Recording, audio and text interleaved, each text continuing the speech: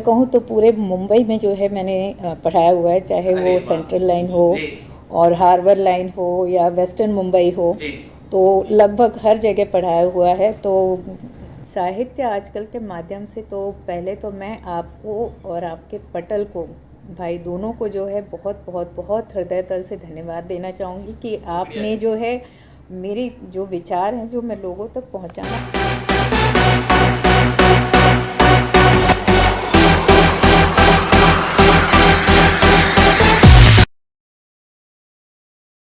दोस्तों, पूर्णिया के दिनकर दीवाना के साहित्यकारों से साक्षात्कार के एपिसोड नंबर 4 को आपने बहुत ही स्नेह दिया, इसके लिए मैं आप सबों का आभार व्यक्त करता हूं। और दोस्तों, आज मैं साहित्यकारों से साक्षात्कार के एपिसोड नंबर 5 में एक ऐसे साहित्यकार से रूबरू कराने वाला हूं, एक ऐसे सृजनकार से रूबरू कराने वाला हूं और एक ऐसे शिक्षिका से रूबरू कराने वाला हूं जिनकी पहचान आज किसी की मोहताज नहीं है। बिल्कुल दोस्तों, अगर आप उनको सुनेंगे, उनके विचारों से अवगत होंगे तो कहीं ना कहीं आपके दिलो दिमाग और मस्तिष्क को उनकी विचार जरूर स्पर्श करेगी। तो मैं आज ऐसे सकारात्मक विचारों के धनी व्यक्ति जो हैं, उनसे इस साहित्यकारों से साक्षात्कार के एपिसोड नंबर 5 में आपसे रूबरू कराने जा रहा हूं। नमस्कार दोस्तों, मैं हरिकृष्ण प्रकाश और आप देख रहे हैं साहित्य आजकल के द्वारा आयोजित साहित्यकारों से साक्षात्कार एपिसोड नंबर 5। जी हाँ दोस्तों, मैं आज जो आपको रूबरू करा रहा हूं वह पेशे से एक शिक्षिका है और साथ ही साथ ओसवाल पब्लिकेशन, नाम तो आपने सुना ही होगा, ओसवाल पब्लिकेशन हाउस से जुड़कर पुस्तकों के सृजन में अपना योगदान दे रही हैं और साथ ही साथ एक लोकप्रिय साहित्यकार भी हैं।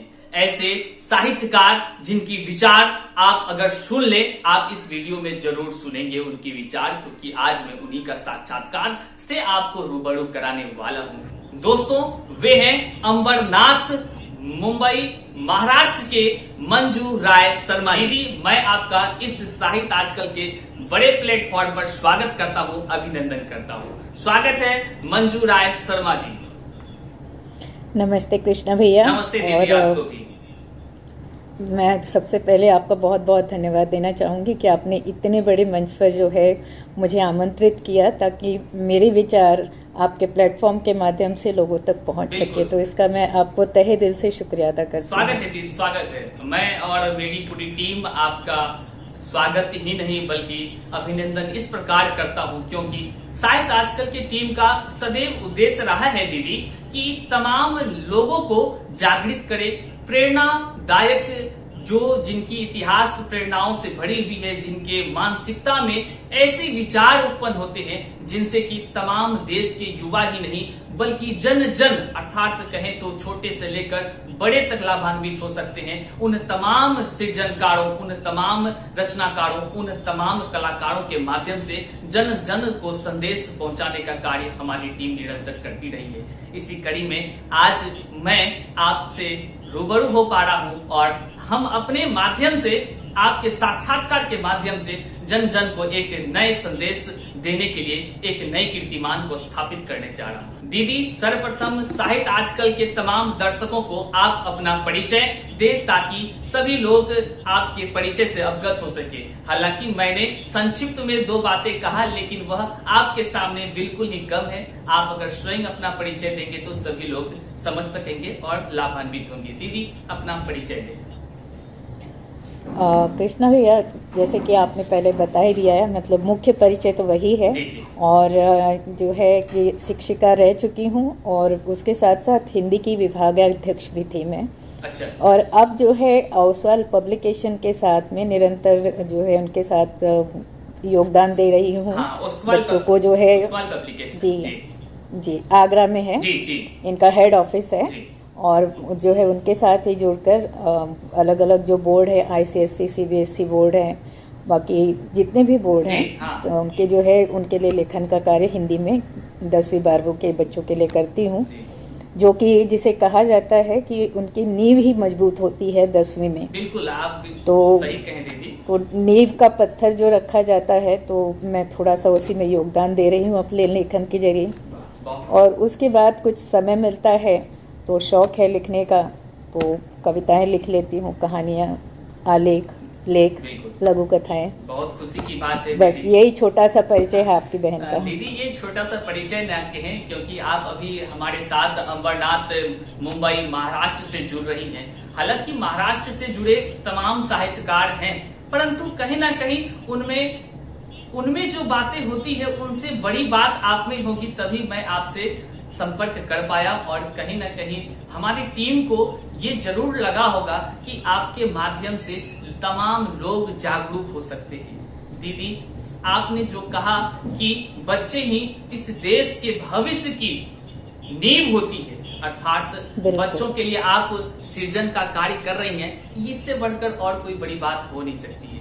जहां तक हमें याद है कि ओसवाल पब्लिकेशन के कई सारे बुकों को हमने भी पढ़ा है। दीदी, आप सर्वप्रथम हमें एक छोटी सी जानकारी दें कि वर्तमान समय में और इससे पूर्व, अगर हम अभी वर्तमान समय की बात ना करें, क्योंकि साक्षात्कार के एपिसोड को स्टार्टअप ही मिलना चाहिए, सबसे पहले आप साहित्य चीजों से लगाव कैसे प्रारंभ किए, अर्थात आपका वह कौन सा दौर था जिस समय आप जैसा कि मैं जान सका कि आप पेशे से शिक्षिका रही हैं, तो आप कहाँ पे शिक्षिका का अपना सेवा कार्य दे रही थी, क्या जानकारी दे सकती हैं दीदी? बिल्कुल। मैंने जो है अगर कहूँ तो पूरे मुंबई में जो है मैंने पढ़ाया हुआ है, चाहे वो सेंट्रल लाइन हो और हार्बर लाइन हो या वेस्टर्न मुंबई हो, तो लगभग हर जगह पढ़ाया हुआ है। तो जो है कम से कम पूरा मुंबई ही आप जान लीजिए और थाने में जो है वहाँ पर भी पढ़ाया हुआ है। तो जब मैं पढ़ा रही थी तो उस समय मुझे अनुभव हुआ कि जो बच्चे हैं, जो देश की जो है भविष्य है, वो जो है बच्चों की भाषाओं के साथ जो है उनकी भाषा लगभग जो उसमें इतनी त्रुटियां होती हैं जब वो बोलते हैं कि लगभग सड़क पर चलते हुए जो है हम जो भाषा इस्तेमाल करते हैं, जैसे अगर मैं कहूँ कि जैसे कि एक ऐसी भाषा की जो है घर में कभी वो भाषा बोलना नहीं चाहिए। सही बात है। अब शब्द की भाषा कह लें या लहजे में ना बोलना, इस तरह की भाषा। हाँ।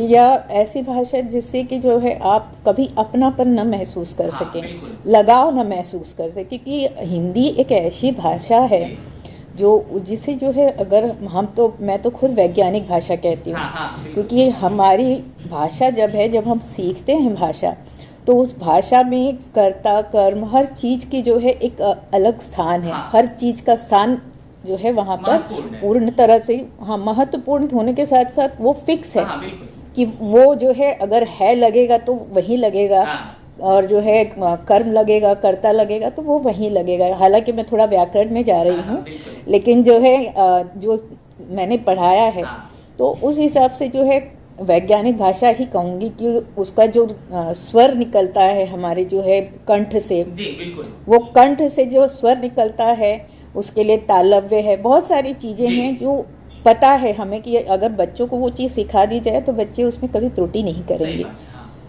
लेकिन उस चीज को सिखाने से जो है कतराते हैं। बिल्कुल। आप दीदी शायद जो है आपने कहा कि अपना सेवा कार्य जो है कि आप ओवरऑल अगर बात करें तो संपूर्ण मुंबई में आपने पढ़ाने का काम किया। हालांकि कई सारे विद्यालय में आप शिक्षिका के में रहते हुए सेवा का कार्य दी होंगी, जिससे कि तमाम देश के भावी पीढ़ी और देश के सशक्त एक ऐसे बौद्धिक क्षमता को बढ़ाने में आपने योगदान दिया है, जिनसे कि हो सकता है देश आगे चलकर वह देश में नए कीर्तिमान को स्थापित करने में अपनी अहम भूमिका का निर्माण करे। इसके लिए बहुत बहुत बधाई के आप पात्र हैं, क्योंकि आप एक शिक्षिका हैं। दीदी, हालांकि देश में जितने भी लोग होते हैं सभी कुछ न कुछ कार्य करते हैं, मैं भी कुछ न कुछ कार्य करता हूँ अपने निजी जीवन में, परंतु अगर आप भी शिक्षक है जो है तो आप तो बेहतर समझ सकते हैं कि हमारी जो पीढ़ी है वो आपका तो लगभग जो है रोजमर्रा से जो है बच्चों से जो है ये मिलना जुलना होता है, तो आप तो बेहतर अच्छी तरह से समझ सकते हैं कि हमारी भावी पीढ़ी कहाँ जा रही है, क्या कर रही है, तो वो तो आपको भी पता है। और इस कारण से दीदी कि जहाँ पे हर लोग अपना सेवा कार्य कर देते हैं, और यहाँ तक कि दीदी मान लेते हैं कि एक व्यक्ति इंजीनियर बन जाता है, बहुत अच्छा लगन से पढ़ लिख कर इंजीनियर बन जाता है, तो वह अपने इंजीनियर के कार्यों में इतनी व्यस्त हो जाते हैं कि अपने जो ज्ञान की अविरल धारा उन्होंने अर्जित किया वह सामने वाले अर्थात अपने आने वाली पीढ़ी को दे ही नहीं पाते हैं। वहीं पे एक शिक्षक जो बचपन से शिक्षा अर्जन किया और शिक्षा अर्जन करने के बाद वह तमाम बच्चों को, तमाम लोगों को, देश के भावी पीढ़ी को अपने ज्ञान की अविरल धारा से बोध कराकर उसको ज्ञानवान बनाने का कार्य करता है। तो ये बड़ी उपलब्धि हो जाती है। तो दीदी मेरा एक प्रश्न है आपसे, इस साहित्य आजकल के द्वारा आयोजित साहित्यकारों से साक्षात्कार की एपिसोड को आगे बढ़ाते हैं और आपसे एक छोटी सी सवाल करना चाहता हूँ, और वह सवाल है दीदी कि पेशे से शिक्षिका होने के बावजूद भी आपका लगाव साहित्य के प्रति कैसे उत्पन्न हो गया? कृष्णा भाई, अगर साहित्य की बात करें तो जब भी किसी लेखक का जन्म होता है तो जहाँ तक मैं मानती हूँ तो लेखक का जन्म जो होता है वो अपने आसपास घट रही घटनाओं को जब वो सूक्ष्मता से देखता है तभी उसके अंदर जो है सृजन की शक्ति जो है माता सरस्वती जो है प्रदान करती हैं। तो यही जो है मैंने भी अपने आसपास जो है जिस दौर में मैं थी उस दौर में मैंने उसे देखा, और फिर जब उस मेरे मन को उस दौर जो है आसपास की घटनाओं ने छुआ तो कहीं ना कहीं उसे मैंने जो है शब्दों के द्वारा कलमबद्ध किया। बहुत खुशी की बात है। कहने का मतलब है कि आपने आसपास के माहौल को, वातावरण को देखा, वहाँ की सभ्यता संस्कृति को देखकर अपने अल्फाजों में, अपने शब्दों में, अपनी भावनाओं के साथ एक कोरे पन्ने पर उकेरने का प्रयास किया है अपनी मन की व्यथा को, अपनी मन की भावना को। बहुत बड़ी बात है दीदी। और हालांकि हमारे द्वारा कई साहित्यकारों से साक्षात्कार का एपिसोड लगातार किया जा रहा है, और इस एपिसोड में दीदी तमाम साहित्यकार जो जुड़ते हैं कहीं ना कहीं कुछ ऐसे भी लोग होते हैं जो पहले से या उनमें खानदानी कह लें, अर्थात कि जैसे दादाजी उनके कवि रहे हैं या उनके कोई समाज में है, ऐसे उनको देखकर वो सृजन के क्षेत्र में आ रहे हैं। और कहीं कुछ कुछ होते हैं या जैसे आपने कहा समाज से लेकर के बातों को एक सृजन कार्य के क्षेत्र में आ रही है। तो क्या आपके भी जीवन में ऐसा कोई योगदान है किसी का? नहीं जिससे प्रेरित होकर आप मतलब दूर दूर तक जो है मैं हमारे खानदान में, न मेरे ससुराल पक्ष में और ना ही जो है मेरे मायके में ऐसा कोई जो है मतलब लेखन कार्य में इस तरह से कोई नहीं है। तो ये तो मैं समझती हूँ माँ सरस्वती का आशीर्वाद ही होगा कि उन्होंने जो है मेरे अंदर जो है समझने की शक्ति इतनी दी कि मैं उनको जो है अपने कलम में जो है शब्दों के द्वारा बहुत बहुत बधाई दीदी। आप पेशे से शिक्षिका होने के साथ साथ ओसवाल पब्लिकेशन से जुड़ी हैं और साथ ही साथ साहित्यिक सृजन के क्षेत्र में भी एक नई कीर्तिमान को स्थापित कर रहे हैं। दोस्तों, यदि अभी तक आप हमारे साहित्य आजकल के इस साहित्यकारों से साक्षात्कार के एपिसोड को देख पा रहे हैं और आप बने हैं तो इस वीडियो को कर दीजिए एक लाइक, साथ ही साथ नीचे सब्सक्राइब का बटन है, सब्सक्राइब कर दीजिए और कमेंट करके आप बताएं कि अभी तक की वीडियो में आपने क्या देखा, क्या सुना और क्या समझा है। दोस्तों, मेन बात अभी बाकी है और मुख्य बिंदुओं पर चर्चा अब करने जा रहा हूं। आप बने रहे वीडियो में। चलिए तो दीदी, मैं आपसे एक और सवाल पूछना चाहता हूं और सवाल इस मुद्दे पर पूछना चाह रहा हूं कि जैसा मैं आपसे कई दिनों से जुड़ा हुआ हूं, मैं आपकी रचनाओं को पढ़ता हूं। आपकी रचना इस कदर होती है जो लोगों के दिलों को जागृत कर सके, प्रेरित कर सके, खासकर युवा पीढ़ी को प्रेरित कर सके। आखिर ये आपके अंदर जो सोच आई होगी दीदी कि आप युवा पीढ़ी को प्रेरित करने के लिए प्रेरणादायक कविता का सृजन करें, ये कैसे और कैसे आपकी लगाव इस युवा पीढ़ी और काव्य सृजन दोनों से संबंधित सृजन जो आप कर रही हैं, ये किस प्रकार की बातें हैं, स्पष्ट करें। कृष्णा भाई, प्रेरणात्मक अगर मैं कहूँ तो मैं अपनी प्रेरणा आप ही बनती हूँ। एक्चुअली मैं अपने आप को खुद ही प्रेरित करती हूँ। और जो है ऐसा नहीं है कि मुझे ये जो है मैं संकट या संघर्ष जो है, मेरी लाइफ में बहुत संघर्ष भी रहा है, लेकिन उस संघर्ष से जो है जूझने के लिए अपने आप में ही जो है मैं अपने आप को प्रेरित करती रहती हूँ। बहुत खुशी की बात है, बधाई है इसके लिए। तो यही चीज़ें शायद जो है कलमबद्ध होकर जो है शब्दों में निकलती हैं ताकि दूसरों तक पहुंच सके। बिल्कुल बिल्कुल, यही निश्चित चीज़ें। तौर से आपकी जो मैं रचनाओं को सुना हूँ, पढ़ा हूँ, निश्चित तौर से तमाम युवा पीढ़ी और जन जन को एक संदेश देने वाली है। दीदी, हमारे तमाम दर्शक सोच रहे हैं कि लगे हाथ एक आपकी कविता को सुन लिया जाए और जिससे तमाम हमारे श्रोता बंधु आपकी रचनाओं से रूबरू हो सके और लाभान्वित हो सके। दीदी, मैं निवेदन करना चाहूंगा, आप एक कविता प्रस्तुत करें। जब आपने बात ही की है प्रेरणात्मक की, जी। तो एक ऐसी कविता की मैंने रचना की थी जी। जो मेरे दिल के बहुत ही बहुत करीब है। हाँ, हाँ, स्वागत और है। मैं सोचती हूँ कि शायद उससे जो है लोगों को भी प्रेरणा मिलेगी। बिल्कुल, बिल्कुल। और कविता का जो है नाम है संकल्प। संकल्प। स्वागत है दीदी, स्वागत है। तो कविता जो है ऐसे है। जी। शक्ति है, भक्ति है, संकल्प अभिमान है। वाह वाह। शक्ति है, भक्ति है, संकल्प अभिमान है, संकल्प में निहित मानव प्राण है। संकल्प से टूटती हैं शिलाएं, संकल्प से टूटती हैं शिलाएं, संकल्प से दूर हो कर्म मार्ग की बाधाएं। वाह वाह, बहुत सुंदर। कर्म है, धर्म है, संकल्प ही ज्ञान है, संकल्प में ही निहित मानव प्राण है। वाह, बहुत सुंदर। संकल्प से बनती हर रिश्ते की पहचान, संकल्प से बनती हर रिश्ते की पहचान, संकल्प से बनता मानव महान। वाह, बहुत सुंदर। पूजा है, प्यार है, संकल्प ही भगवान है, संकल्प में निहित मानव प्राण है।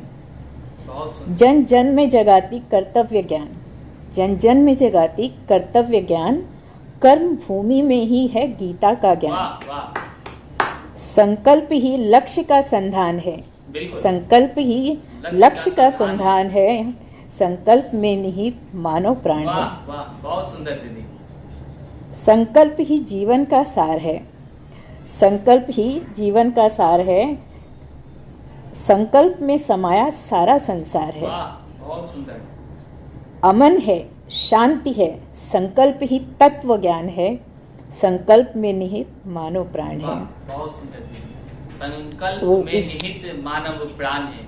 आपने जिन जिन शब्दों का चयन कर इस बेहतरीन कविता का सृजन किया है, यह काबिले तारीफ है, क्योंकि आपने जिस प्रकार संकल्प की बात कही है इसमें और मानव के जीवन से जुड़ी हुई हर एक तथ्यों को उजागर की है, क्योंकि हम तमाम जितने भी लोग हैं, जितने भी हमारे श्रोता देख रहे हैं और इस धरा पर जितने भी मनुष्य हैं, कहीं ना कहीं अपने दिलों दिमाग में एक संकल्प लेकर ही वो कार्य को करते हैं। निश्चित तौर से आपकी यह कविता संकल्प तमाम हमारे दर्शकों के दिलों को स्पर्श की होगी और उनके लिए प्रेरणा का ये स्रोत बनेगी।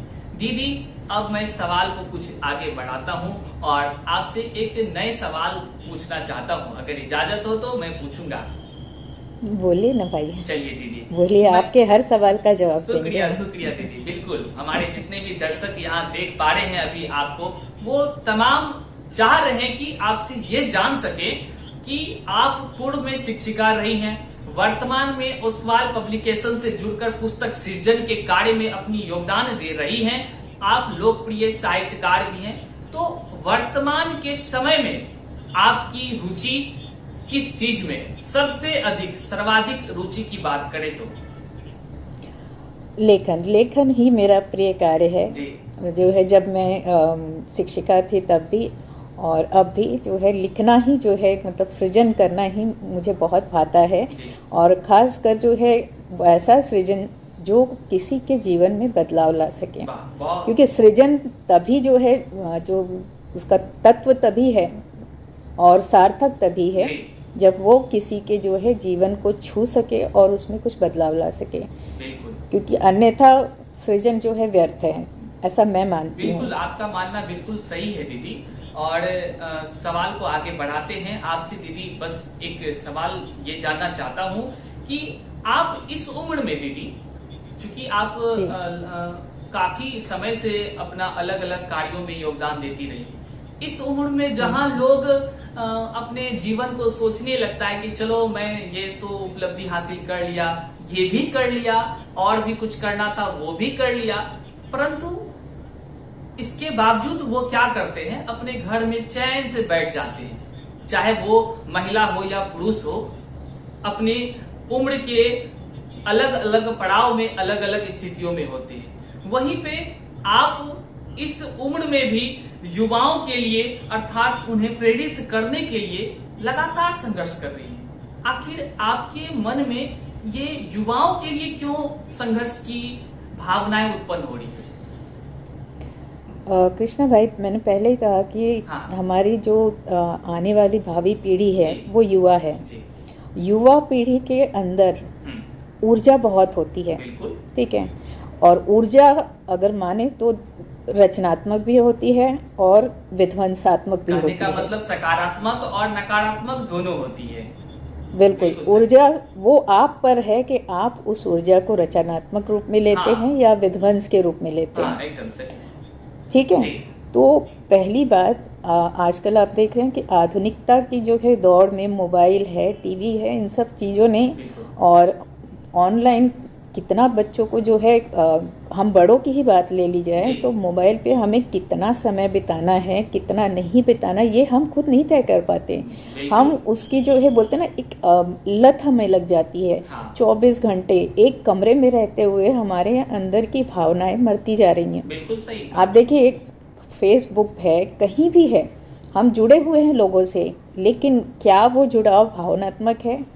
वहाँ पे हमारी भावनाएं मर जाती हैं। बहुत बड़ी बात दोस्तों, अभी मंजू राय शर्मा जी कह रही हैं, हमारे साथ जुड़ी हुई हैं, मुंबई से डायरेक्ट वो जुड़ी हुई हैं और साहित्य आजकल के द्वारा आयोजित साहित्यकारों से साक्षात्कार के एपिसोड नंबर 5 में हमसे रूबरू हो रही हैं और मैं तमाम दर्शकों से मंजू राय शर्मा जी से रूबरू करा रहा हूं। बहुत बड़ी बात इन्होंने कम शब्दों में कहा है, एकदम सटीक कहा है कि फेसबुक के इस आधुनिकता के इस दौर में, फेसबुक हो, व्हाट्सएप हो या इंस्टाग्राम हो, आप तो देख ही रहे हैं, हर ओर इंस्टाग्राम, फेसबुक, व्हाट्सएप, तमाम चीजों में लोग खोए पड़े हैं, अपने अपनों को नहीं पहचान पा रहे हैं, यहाँ तक कि हमारे पड़ोस में कौन व्यक्ति है और उसकी क्या क्रियाकलाप है इससे अनभिज्ञ है। तो दोस्तों, ये बहुत बड़ी बात हमारी दीदी अभी कह रही हैं, ये हम सभी को आत्मसात करनी चाहिए। हाँ दीदी, आप विस्तार से भी जानकारी दें, अभी वर्तमान समय में युवाओं की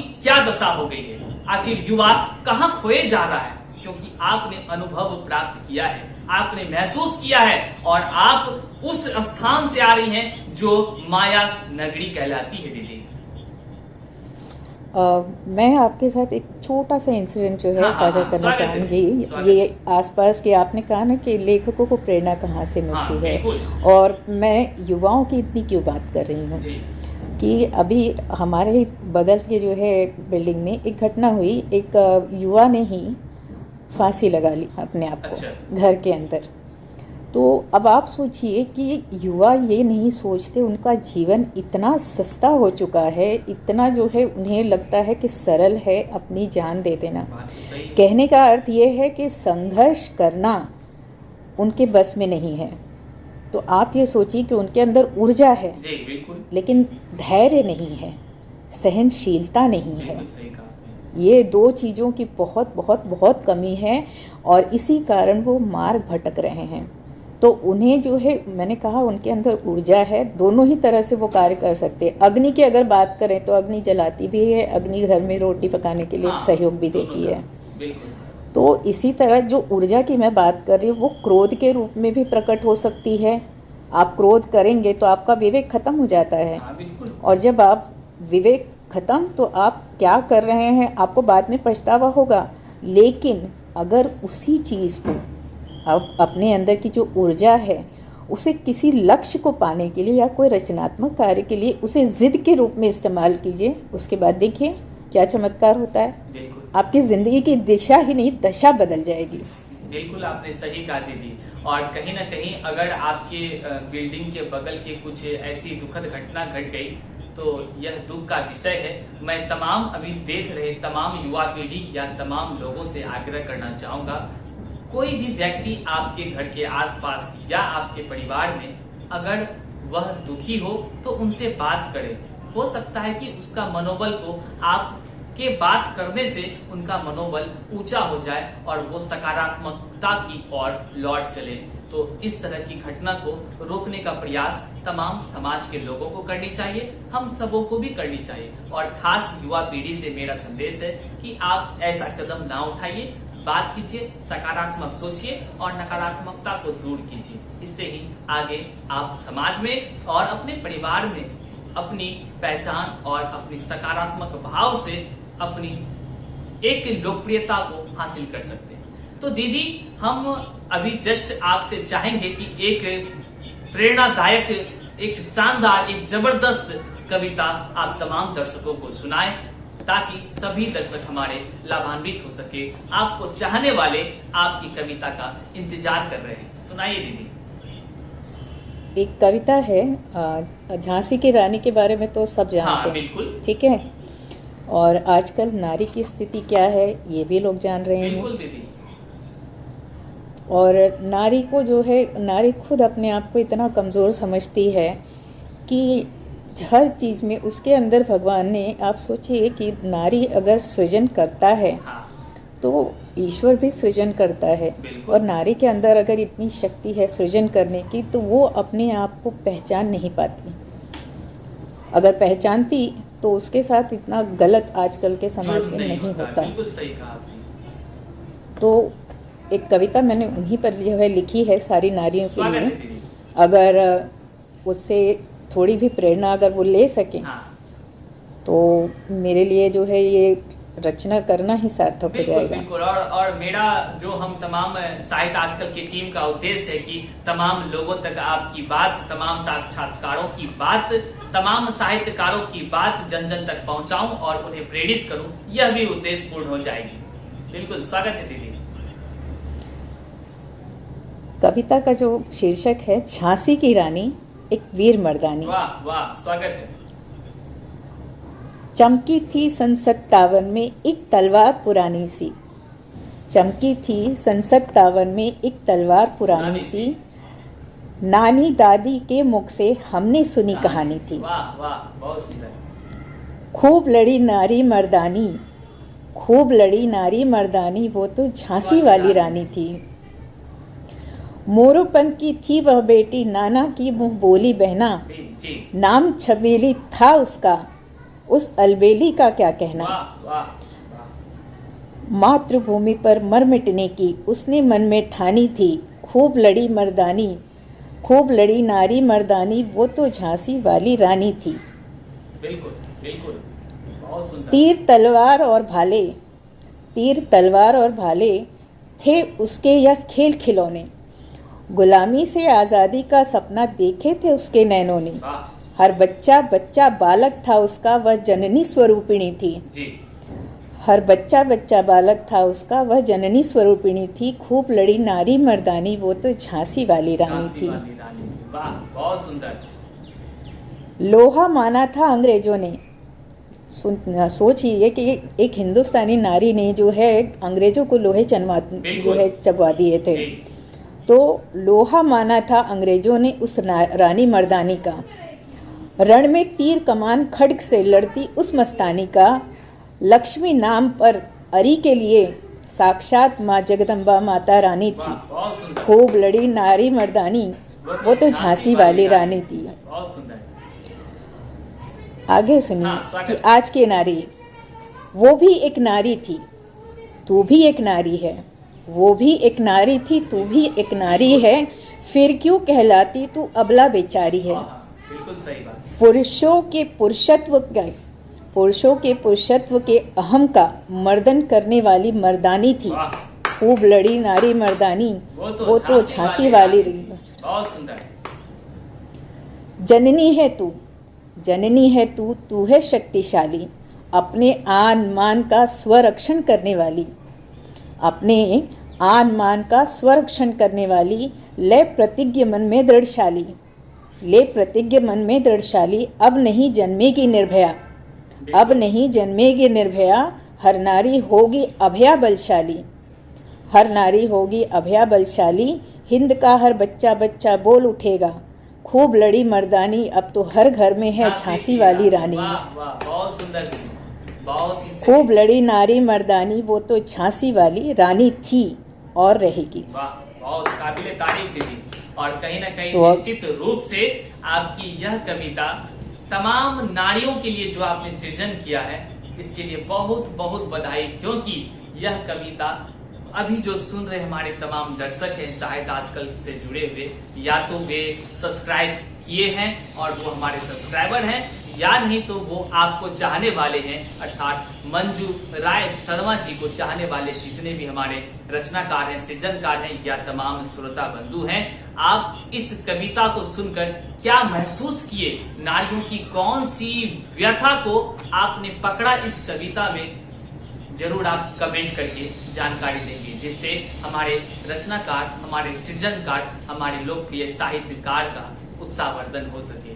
दीदी, आपसे मैं कहना चाहूंगा कि आपने जिस प्रकार नारी की हर एक बातों पर गहनता से अध्ययन कर आपने इस कविता का सृजन किया है, वह बहुत ही काबिले तारीफ है। और साक्षात्कार के इस एपिसोड को आगे बढ़ाते हैं, और इस एपिसोड को आगे बढ़ाते हुए मैं आपसे कहना चाहूंगा कि दीदी, अभी आप मुंबई महाराष्ट्र में हैं जी, तो वहां के हिंदी साहित्य की बात करें या ऐसे हम बात करें जैसे कि हम लोग अभी जो वार्तालाप कर रहे हैं, कहीं ना कहीं एक भाषा की अपनी शैली है, अपने अनुसार से बात कर रहे हैं, हिंदी की दुनिया से बात कर रहे हैं। आपके भी समाज में आसपास में हिंदी ही लोग बोल रहे हैं। ऐसा है कि आजकल लोग जो है आसान चीजों की तरफ बहुत भागते हैं, जो सरलता से प्राप्त हो जाए, तो इसे कहते हैं सरलीकरण। कि जो है सरलता से, अगर मेरे को तेरे को समझ में आ रहा है तो फिर मुझे और आप बोलने की जहमत उठाएगा कौन? बिल्कुल सही बात। भले उससे आपकी जो है, और ये बात सही है कि जब हम जो है भले आपके बाहरी मुख को देखकर बहुत प्रभावित हों, लेकिन जब आप जो है आपका बाहरी मुख तो बहुत अच्छा है, जैसे कि किताब का कवर बहुत अच्छा है, लेकिन अंदर किताब में क्या है, जब आप उसे पढ़ेंगे तो किताब फाड़ के फेंकने का मन करेगा आपका। वही इंसान के साथ भी होता है कि भले इंसान दिखने में साधारण हो, आप जो है हमारे जो है बड़े बड़े महान उनको ले लीजिए, विवेकानंद को ले लीजिए, कि उनका जीवन अगर जो है देखा जाए तो सादा जीवन उच्च विचार।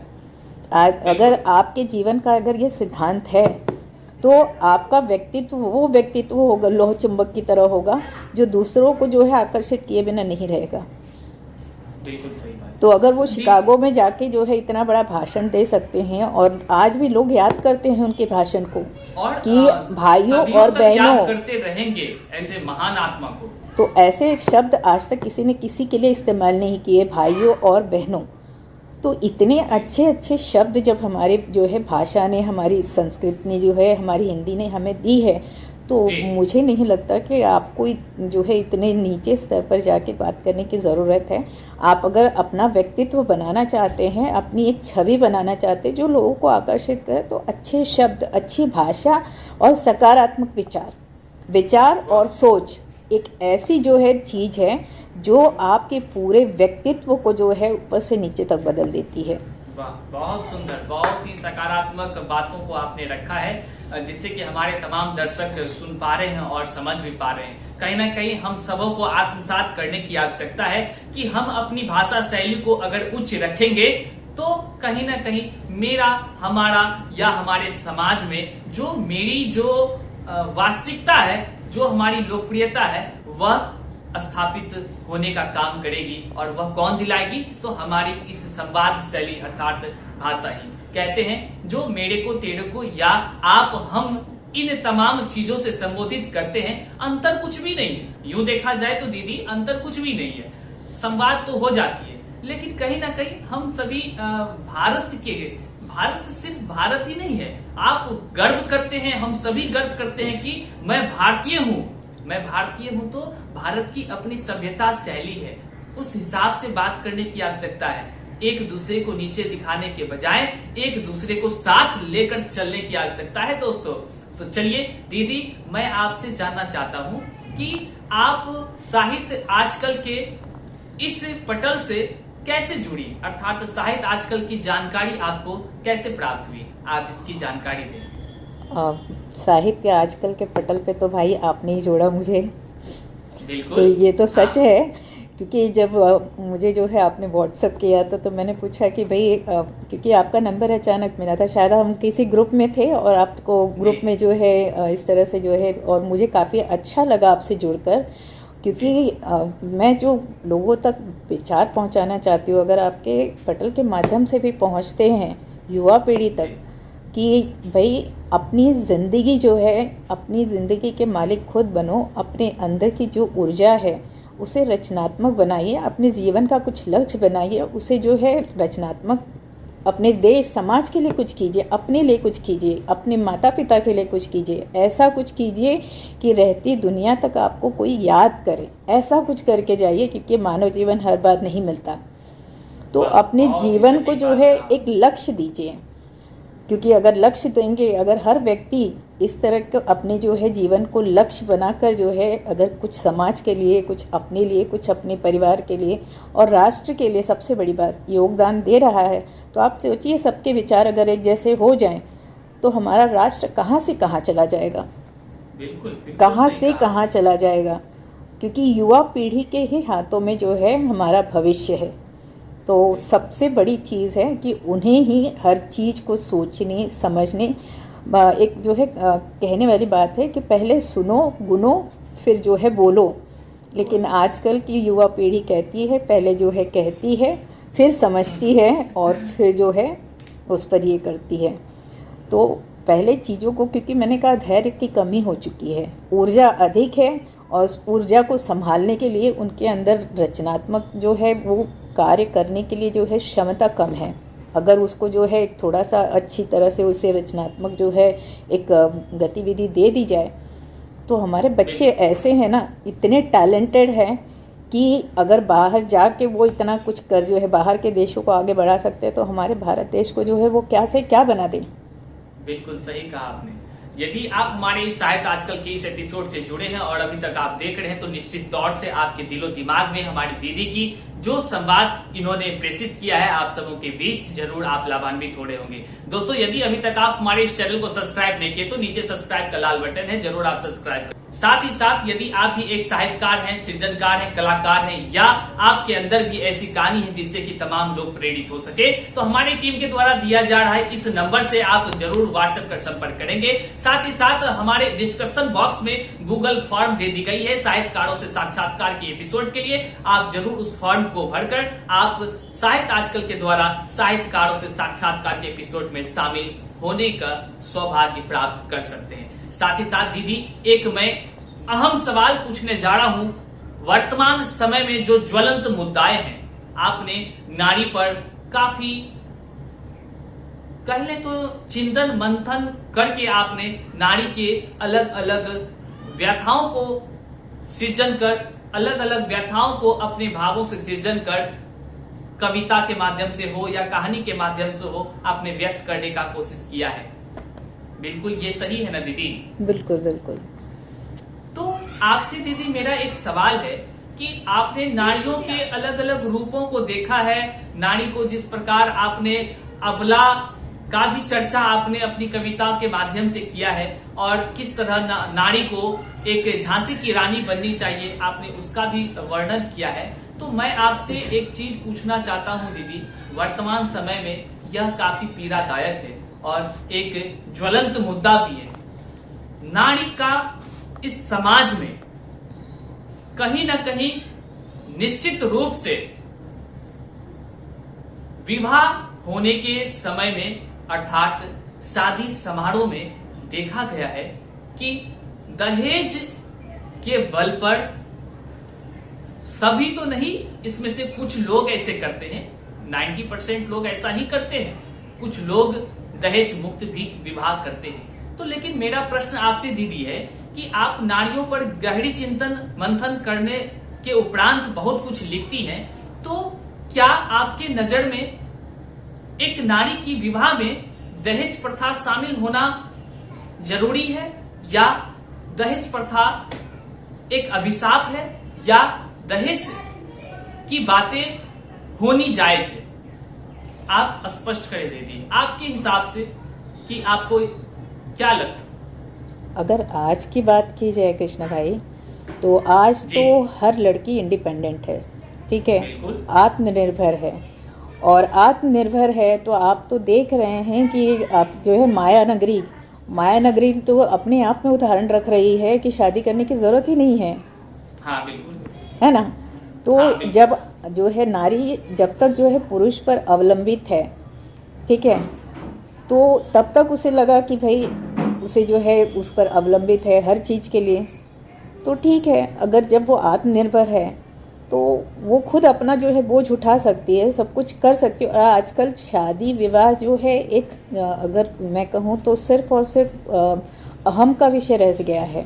उसमें हाँ, बिल्कुल। रिश्तों अगर क्योंकि दोनों पढ़े लिखे हैं, दोनों कमा कर ला रहे हैं। अब पुरुष ये कहेगा कि भाई मैं तो कमा के ला रहा हूँ, तो नारी भी कहेगी मैं भी कमा कर ला रही हूँ, मैं भी घर चला रही हूँ, सारा सबसे ज़्यादा योगदान मैं कर रही हूँ।